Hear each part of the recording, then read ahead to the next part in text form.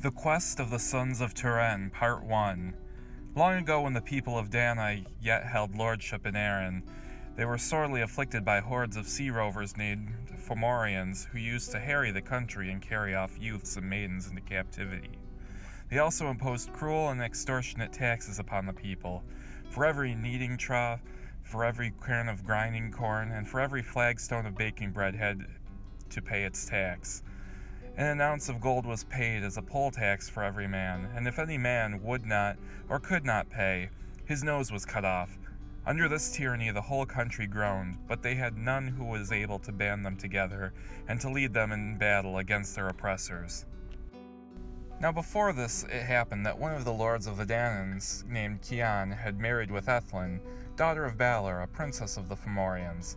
They had a son named Lugh or Lugh of the Long Arm, who grew up into a youth of surpassing beauty and strength. And if his body was noble and mighty, no less so was his mind, for lordship and authority grew to him by the gift of the immortals. And whatever he purposed, that would he perform, wherever it might cost in time or toil, in tears and blood. Now this Lugh was not brought up in Erin, but in a far-off isle of the western sea, where the sea god, Manannan, and other immortals nurtured and taught him, and made him fit alike for warfare or for sovereignty, when his day should come to work their will on earth. Hither in due time came the report of the grievous and dishonoring oppression wrought by the Fomorians upon the people of Dana, and that report was heard by Lugh.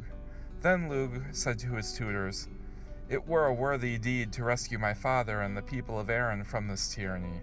Let me go thither and attempt it." And they said to him, "Go, and blessing and victory be with thee." So Lugh armed himself and mounted his fairy steed, and called his friends and foster brothers about him, and across the bright and heaving surface of the waters they rode like the wind, until they took land in Erin. Now the chiefs of the Danan folk were assembled upon the hill of Usnach, which was upon the western side of Tara and Meath, in order to meet there the stewards of the Fomorians and to pay their tribute. As they awaited the arrival of the Fomorians, they became aware of a company on horseback, coming from the west, before whom rode a young man who seemed to command them all, and whose countenance was as radiant as the sun upon a dry summer's day, so that the Danans could scarcely gaze upon it. He rode upon a white horse and was armed with a sword, and on his head was a helmet set with precious stones. The Danan folk welcomed him as he came among them, and asked him of his name and his business among them. As they were thus talking, another band drew near, numbering 9 times 9 persons, who were the stewards of the Fomorians coming to demand their tribute. They were men of a fierce and swarthy countenance, and as they came haughtily and arrogantly forward, the Danans all rose up to do them honor. Then Lugh said, "Why do ye rise up before that grim and ill-looking band, and not before us?" Said the king of Erin, "We needs must do so, for if they saw but a child of a month old sitting down when they came near, they would hold it cause enough to attack and slay us." "I am greatly minded to slay them," said Lugh, and he repeated it, "very greatly minded." "That would be bad for us," said the king, "for our death and destruction would surely follow." "Ye are too long under oppression," said Lugh, and gave the word for onset. So he and his comrades rushed upon the Fomorians, and in a moment the hillside rang with blows and with the shouting of warriors. And in no long time all of the Fomorians were slain, save 9 men, and these were taken alive and brought before Lugh. "Ye also should be slain," said Lugh, "but then I am a mind to send you as ambassadors to your king. Tell him that he may seek homage and tribute where he will, henceforth, but Ireland will pay him none forever." Then the Fomorians went northwards away, and the people of Dana made them ready for war, and made Lugh their captain and warlord, for the sight of his face heartened them, and made them strong, and they marveled that they had endured their slavery so long. In the meantime, word was brought to Balor of the mighty blows, king of the Fomorians, and to his queen Kethlin of the twisted teeth, of the shame and destruction that had been done to their stewards. And they assembled a great host of sea rovers and manned their warships, and the northern sea was white with the foam of their oar blades as they swept down upon the shores of Erin.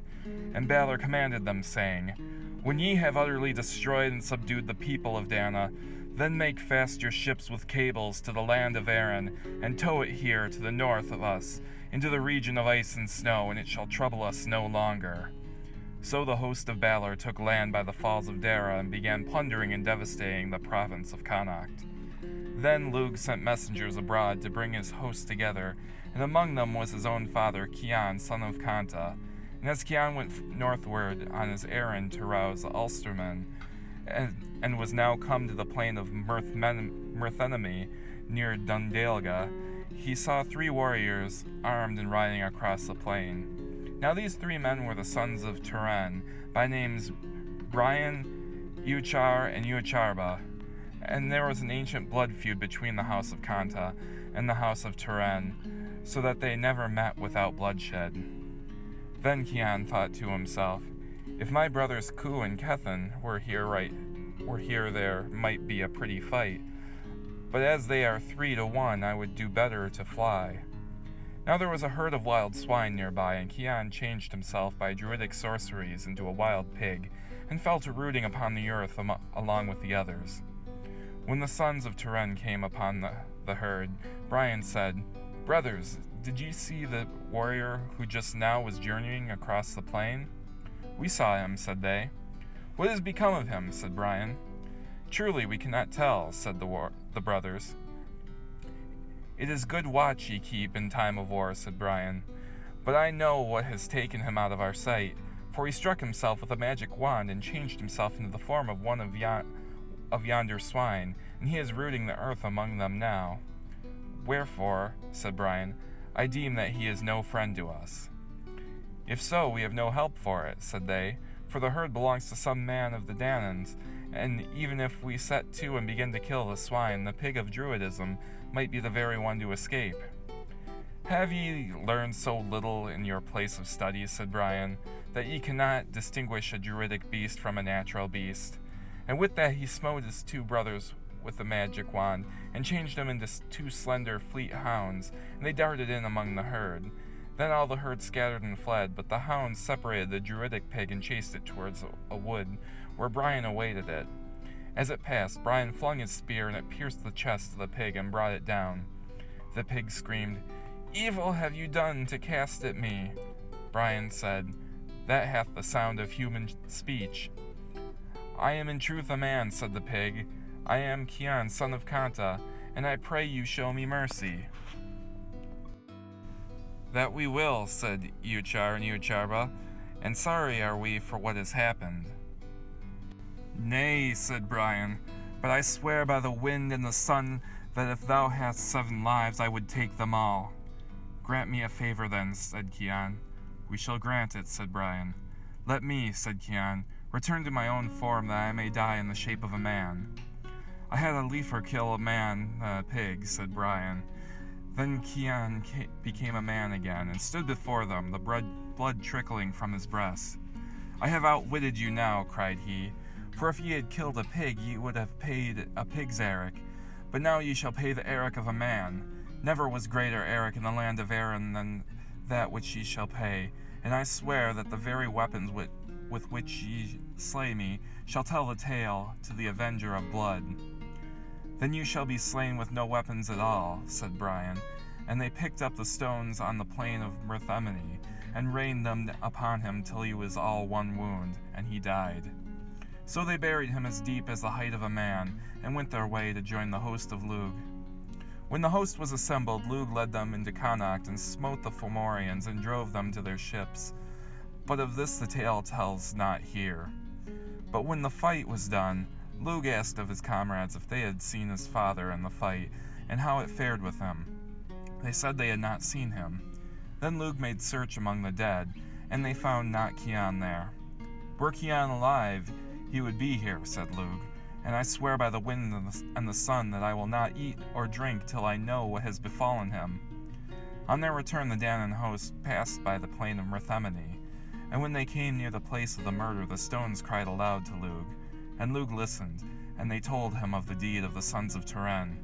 Then Lugh searched for the place of a new grave, and when he had found it, he caused it to be dug, and the body of his father was raised up, and Lugh saw that was but a litter of wounds, and he cried out, "O wicked and horrible deed!" And he kissed his father and said, "I am sick from the sight. My eyes are blind from it, my ears are deaf from it, my heart stands still from it. Ye gods that I adore, why was I not here when this crime was done? A man of the children of Dana slain by his fellows." And he lamented long and bitterly. Then Kian was again laid in his grave, and a mound was heaped over it, and a pillar stone set thereon, and his name written in Ogham, and a dirge was sung for him. After that Lugh departed to Tara, to the court of the High King, and he charged his people to say nothing of what happened until he himself had made it known. When he reached Tara with his victorious host, the king placed Lugh at his own right hand, before all the princes and lords of the Danann folk. Lugh looked round about him, and saw the sons of Turenn sitting among the assembly, and they were among the best and strongest and the handsomest of those who were present at that time. Nor had any bore themselves better in the fight with the sea rovers. Then Lugh asked of the king that the chain of silence might be shaken, and the assembly heard it, and gave their attention to Lugh. And Lugh said, "O king, and ye princes of the people of Dana, I ask what vengeance would each of you exact upon a man who had foully murdered your father?" Then they were all astonished, and the king answered and said, "Surely it is not the father of Lugh Lamfado who has thus been slain." "Thou hast said it," said Lugh, "and those who did the deed are listening to me now, and know it better than I." And the king said, "Not in one day would I slay the murderer of my father, but I would tear from him a limb day by day till he were dead."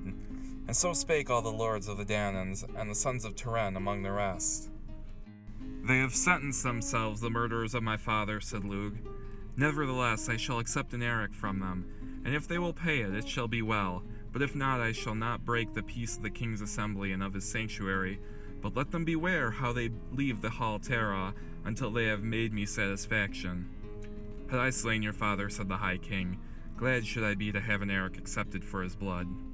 Then the sons of Turenn whispered among themselves, "It is to us that Lugh is speaking," said Euchar and Eujarba. "Let us confess and have the eric assessed upon us, for he has got knowledge of our deed." "Nay," said Brian, "but he may be seeking for an open confession, and then perchance he would not accept an eric." But the two brethren said to Brian, "Do thou confess because thou art the eldest, or if thou do not, then we shall."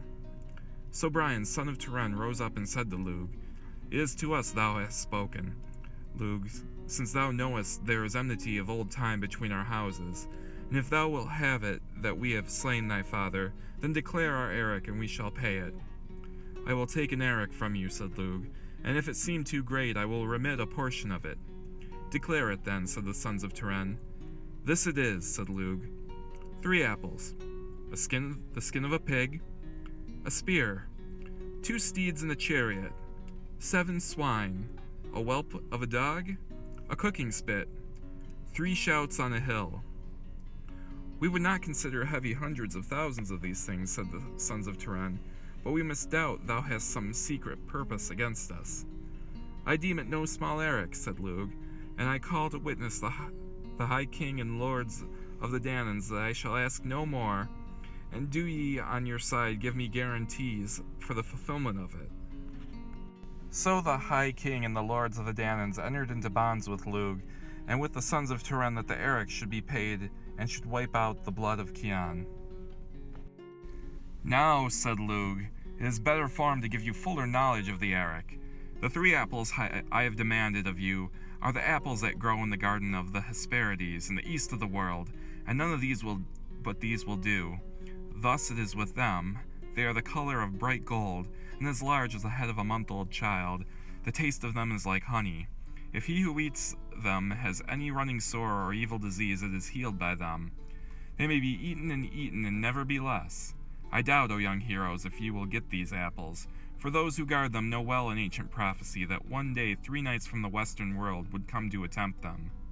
As for the skin of the pig, that is a treasure of Tuish, the king of Greece.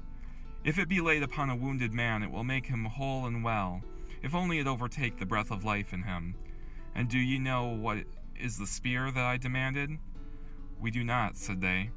"It is the poisoned spear of Pisir, the king of Persia, and so fierce is the spirit of war in it, that it must be kept in a pot of soporific herbs, or it would fly out raging for death.